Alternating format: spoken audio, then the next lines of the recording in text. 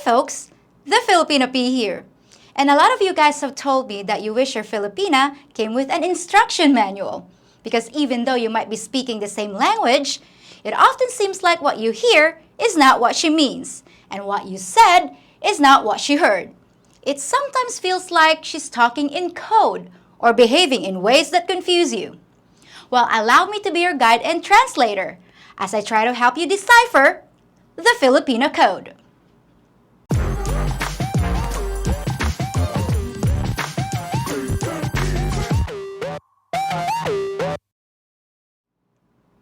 Now before we begin, I'd like to ask you folks to please hit the like and subscribe buttons right below the screen. You'll help my channel grow and allow me to keep making awesome videos for you. It only takes a second, and yes, it really helps. So let's start with the code phrases you guys encounter when you're looking online for a Filipina to chat with. It's been a year and a half since our borders closed, and a lot of you haven't had the pleasure of meeting a Filipina in person yet. So naturally, you're looking at the dating sites and trying to get the lay of the land. But it seems like almost every profile you look at includes the phrase, "I am a simple woman." So what's that about? In the West, when you call a person simple, it often refers to someone with diminished mental capacity, or an ignorant, foolish, or a gullible person. A simpleton. Well, that might still be the case. To us, the word simple means low maintenance. A simple girl doesn't wear a lot of makeup or expensive clothing, and she considers herself easy to please. She doesn't need to be wined and dined at fancy restaurants, and she's happy with the little things, or so she says. By the way, here's a pro tip for you. The word fancy means fake. So if you try to pay her a compliment by saying, "Wow, those are fancy earrings," don't be surprised when she looks disappointed and says, "Yeah, I know, they were only 20 pesos. Your intention was to say something nice, but you end up feeling like you insulted her instead. Welcome to the world of dating a Filipina, and that's what I'm here to help you with. Another code phrase you're liable to encounter is the old, "accept me for who I am." While that might seem like a meaningless and obvious thing to say, and not worthy of inclusion on a dating profile, it can have another meaning entirely. Not always, but you'll often find that whenever you see that phrase, there are gonna be kids somewhere in the equation. If it's not kids, it'll be a weird arrangement with an ex-husband who still kinda lives at home, a physical disability, or a dire financial situation. It's not an automatic red flag or a sure sign of damaged goods, but you might want to inspect the packaging and expiration date a little more carefully. Now here's something you're gonna notice that might frustrate the heck out of you at first, but I'll tell you how to get around it. Have you ever noticed that if you ask a Filipino several questions in one text, you're lucky if you even get one of them answered? For example, you might be eager to get to know the Filipina you started chatting with. So you send a message that says, "Have you ever been married? Do you have any children? How old are you?" And you get a one-word response that just says, 32. Now, like any good Westerner, you're just trying to be concise and efficient and not waste time or space. But when you see her reply, your first thought is, okay, she doesn't want to tell me about herself. So what's she hiding? Is she just gonna pretend she didn't see those other questions? Yup. According to the official Filipino codebook, if you ask a string of questions, a Filipina is only obligated to answer the last question you ask, if she wants to. The other questions don't even register with us. It's like they're not even on the page. We saw them, but then they evaporated faster than last week's paycheck.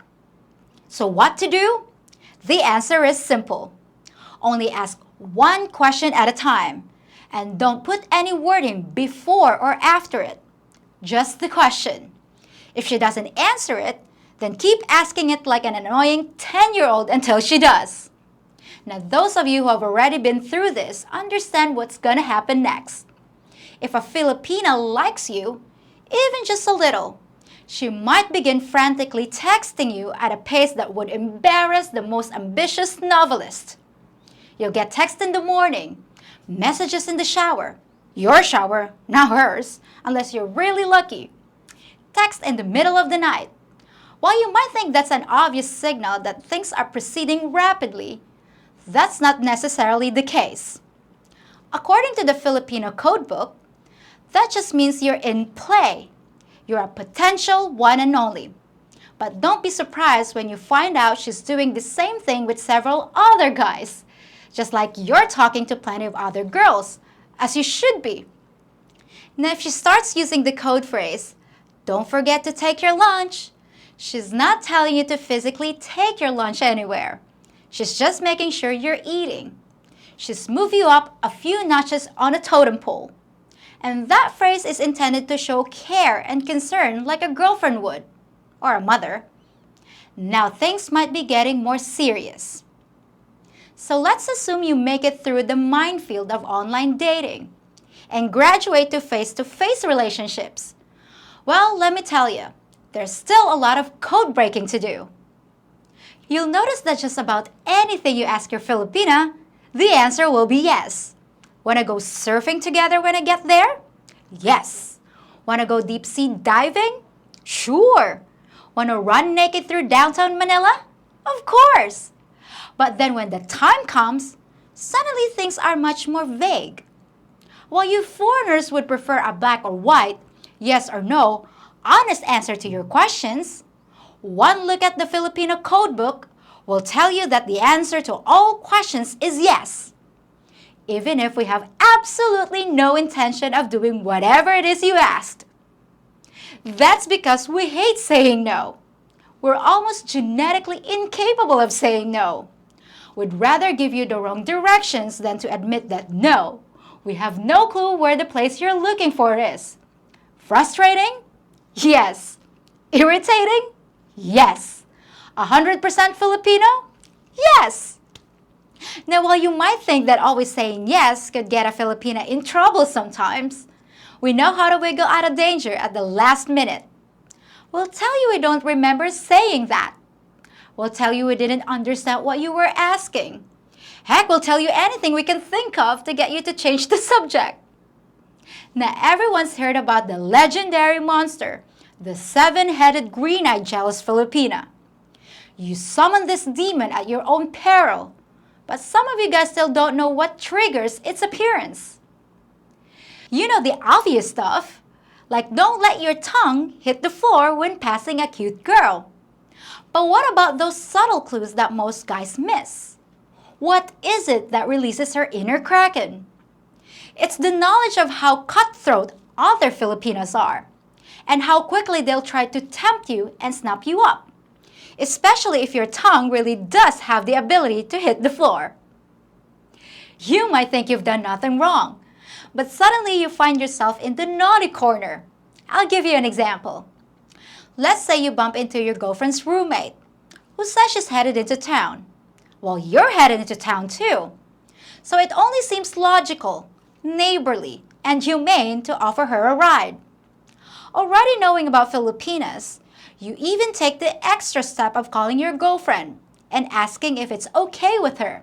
And she says yes. But when you get back home, your Filipino won't say a word to you and acts like you're the invisible man. So what was your crime? Where did you go wrong? Well, your first transgression was not reading the code book, where it clearly states that the answer to all questions is yes. So why did you even bother to ask about giving her friend a ride? If you haven't learned it yet, my droogs, it's time you understood that no matter what we say, do not ever show attention or thoughtfulness to another female. It won't end well. I should mention, however, that there's a little-known exception to this rule, which states that the intensity and duration of your girlfriend's anger is inversely proportional to the unattractiveness of the girl you showed attention to. For you non-mathematicians out there, that means that your girlfriend might not have gotten angry if her roommate was a real dog. but it requires quite a bit of experience to properly calculate your odds. And personally, I wouldn't risk it. But if you do find yourself facing a Filipina in tampo mode, please at least know the proper etiquette. In the West, when a woman sticks her hand in your face as you approach and swivels her head away from you, it often means I'm angry and I need some space.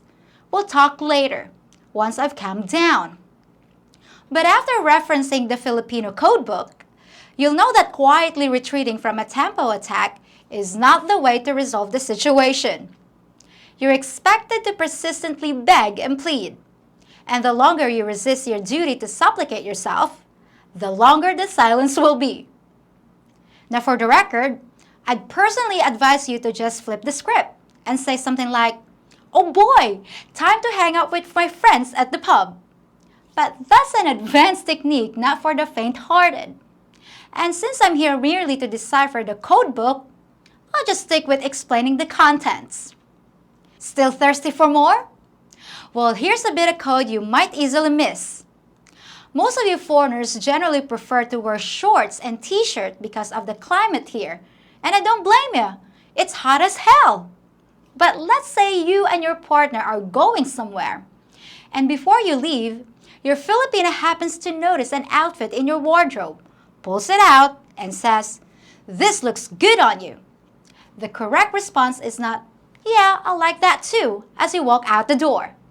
She's not just casually mentioning the fact that she likes the clothing. She's asking you to wear it. Filipinas say things in a roundabout way, so we don't have to admit we dislike something. A Western woman might easily look you in the eye and say, "You're wearing that? It looks like you've had that tank top since Woodstock." But that's just not how we are. The codebook demands that we say things as gently as possible. And we use this tactic in other ways too. If you're walking through a store with your mate, and after admiring a handbag for a minute, she says something like, "Oh, I just love this, but the price tag." Then guess what? She wants you to offer to buy it for her, which makes it your idea, and not only absolves her of any guilt in blowing the household budget, but prevents you from mentioning it during any future arguments, where she can always pull out the response, "I didn't ask you to buy that. You offered." See how useful the codebook can be? It served us for hundreds of years, but there are times when the book gets thrown right out the window, and that happens when there's a breakup. If you and your girlfriend split, expect everything to get turned on its head, as her former girlfriends suddenly start flirting with you and making it obvious that they're available. Now you might smell a trap and assume that any of her friends that come sniffing around are probably just spies looking to see what you're up to and whether you'll fall for the bait. But the codebook gets very vague here, and you pretty much have to read the signals on your own. Some women will actually stab their friends in the back just to get the prize, and not even give you and your ex time to work things out. Sometimes even her sister will try to poach you right out from under her nose. If the saying, "all's fair in love and war," wasn't written by a Filipina, it should have been. Well, I hope you enjoyed our session today and armed yourself with some handy tips. Just remember though, that even with the codebook, sometimes you just have to read between the lines, even if it's written in invisible ink. So that's it for today, folks, and I'll be back in a few days with something you won't expect. Till next time!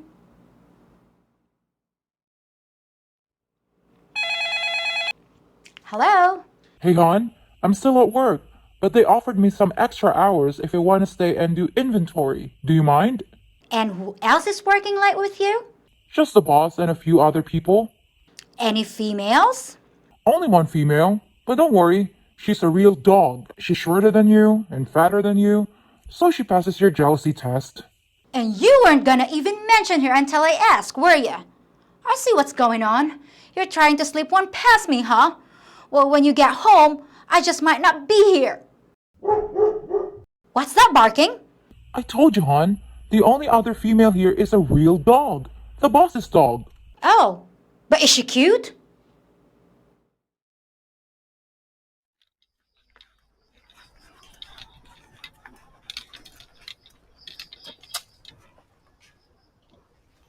Sir, do you have any idea how fast you were speeding? Speeding through my video? Skipping all the ads? And not paying attention to a word I said? I'm gonna let you go with a warning this time. A warning that you better give a thumbs up on this video and subscribe to my channel. Got it? I don't even want to watch your stupid videos. Alright, out of the car. I think this one needs a full cavity search. The hard way. And for the rest of you good citizens, may I suggest watching my other videos too. Just remember, I can have you in handcuffs anytime I want.